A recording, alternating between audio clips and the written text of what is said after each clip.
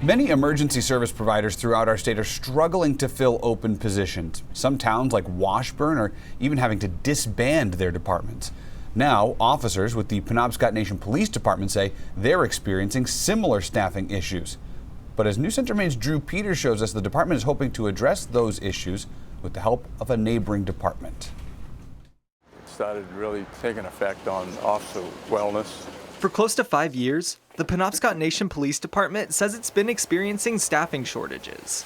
Police Chief Robert Bryant says the department is down to just 3 officers. At one point, officers, including myself, were working 75, 80 hours a week, and we knew we couldn't sustain that. But with the new agreement between the Penobscot Nation's department and Old Town PD, Chief Bryant says things are looking up. This is an opportunity for myself and the remaining officers to do more engagement with other tribal departments. According to Old Town Police Chief David White, the agreement will allow current officers from the city to respond to emergency calls, as well as take time during their shifts to patrol Indian Island.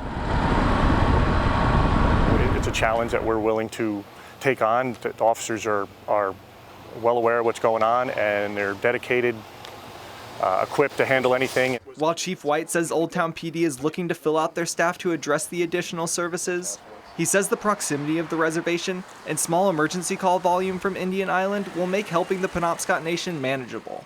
They came to us, asked for help, and we have no problem helping a neighbor, and we'll do whatever we can to provide the same care over there as we do here. Something that Tribal Ambassador Malian Bryant says not only makes herself feel a little safer, but the nation as a whole. If a community has an emergency in the middle of the night, we don't have to worry about who's on call or who's covering or who's worked crazy long shifts. We'll have answers to those problems. Penobscot Nation and Old Town Police say the agreement will remain in place until the staffing shortages are addressed.